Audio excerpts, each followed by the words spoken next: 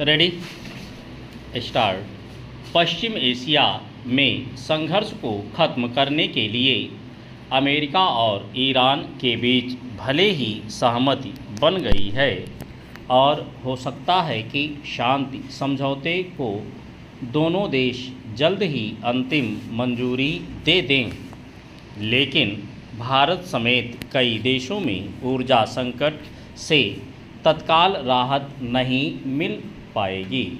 होर्मुज जलमार्ग खुलने के बाद भी मालवाहक जहाज़ों की आवाजाही सामान्य होने में अभी समय लगेगा।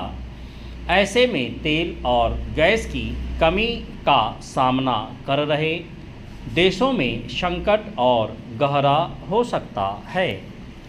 भारत में मौजूदा स्थिति यह है कि रणनीतिक पेट्रोलियम भंडार देश के शुद्ध कच्चे तेल आयात की केवल 9 से 10 दिन की आवश्यकता के बराबर ही है।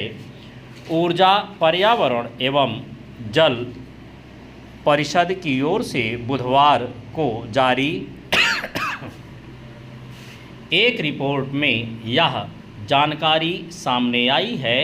इसमें कहा गया है कि कच्चे तेल के आयात पर ज़्यादा निर्भर जापान और दक्षिण कोरिया जैसे देश 200 दिन से अधिक की ज़रूरत के बराबर तेल भंडार बनाए रखते हैं।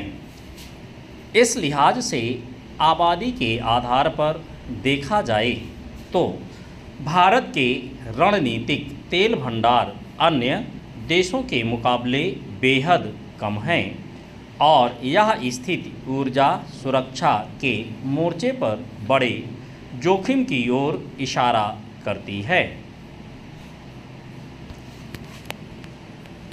गौरतलब है कि होर्मुज जलमार्ग को अवरुद्ध किए जाने से तेल और गैस की वैश्विक आपूर्ति श्रृंखला बाधित हुई है, जिससे दुनिया भर में ऊर्जा का संकट खड़ा हो गया है। हालांकि भारत में सरकार की ओर से कुछ समय तक पेट्रोल, डीजल और घरेलू रसोई गैस की कीमतों को नियंत्रित करने का प्रयास किया गया, लेकिन अंतर्राष्ट्रीय बाजार में कच्चे तेल के दामों में लगातार उछाल से सरकार की कोशिशों ने दम तोड़ दिया। इसके बाद पेट्रोल डीजल और घरेलू रसोई गैस की कीमतों में की गई बढ़ोतरी से आम लोगों को महंगाई की मार झेलनी पड़ रही है। मगर यह बात चिंता को और बढ़ा देती है कि देश के रणनीतिक तेल भंडार केवल 9 से 10 दिन की आवश्यकता को ही पूरा कर सकते हैं।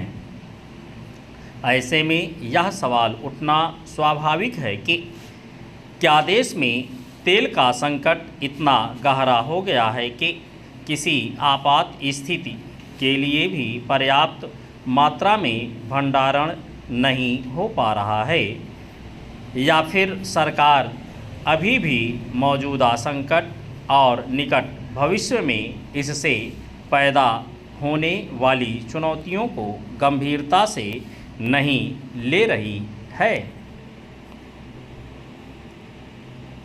इस बात पर गौर करना जरूरी है कि भारत के कच्चे तेल के आयात पर 85% से अधिक हिस्सा रूस और पश्चिम एशियाई देशों से आता है।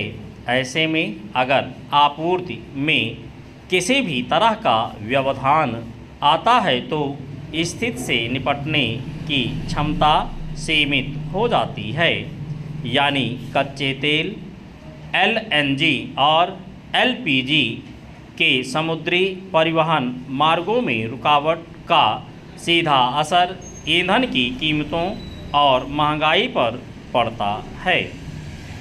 गैस क्षेत्र में भारत अपनी कुल ज़रूरत का लगभग आधा हिस्सा LNG आयात के माध्यम से पूरा करता है।